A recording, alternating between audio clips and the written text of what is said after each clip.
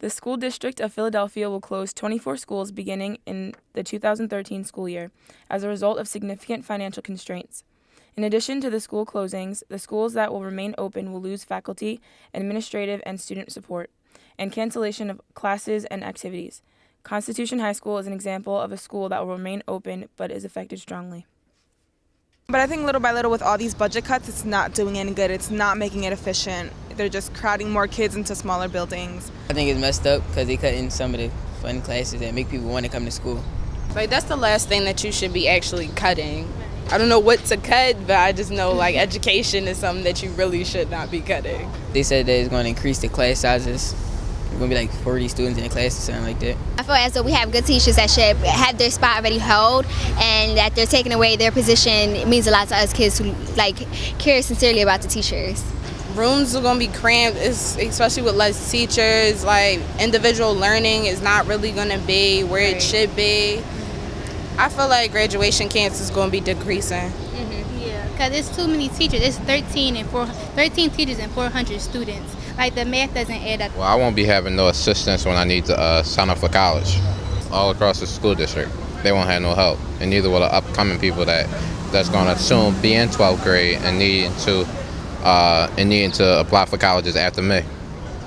I think a lot of kids will end up either not graduating, if they do graduate, leaving little hope for college. I think it's just a little bit setting up people for disaster, unfortunately.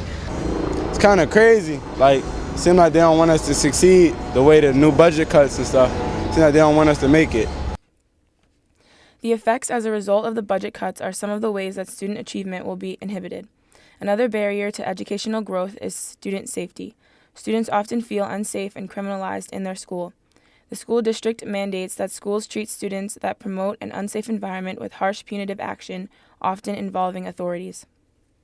Now the prevention investment is on the school security and the metal detectors, and I think that that's probably cheaper than having people who are ready to go in and mediate, but it has a really different outcome. I mean, obviously there has to be a message that you can't bring a knife or a gun to school, and if you're expecting to be in a fight, and there always are going to be some people who come in, who've stepped over to the point where they're going to do something, but a lot of times there's a way that most of them, I would say 75% of the people who get into fights and 75% of the people who get arrested at school, it didn't need to happen.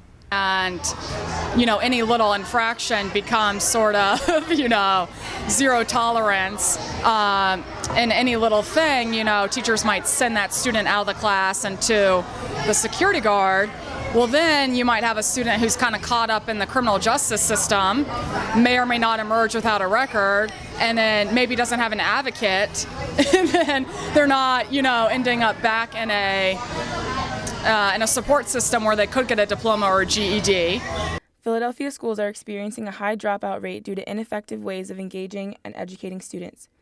Decreased access to resources by students and educators will keep the problem a persistent one. So if they're not able to help students improve their test scores, I think there's a lot of pressure for the system to get those students to leave the school so that their grades go up. And so I think there's a systemic national policy issue that's partly behind not investing in the students that are struggling. It seems like that they're not going to want us to come to school and do better because they'll pile us all in one classroom, which will make people drop out and not come to school.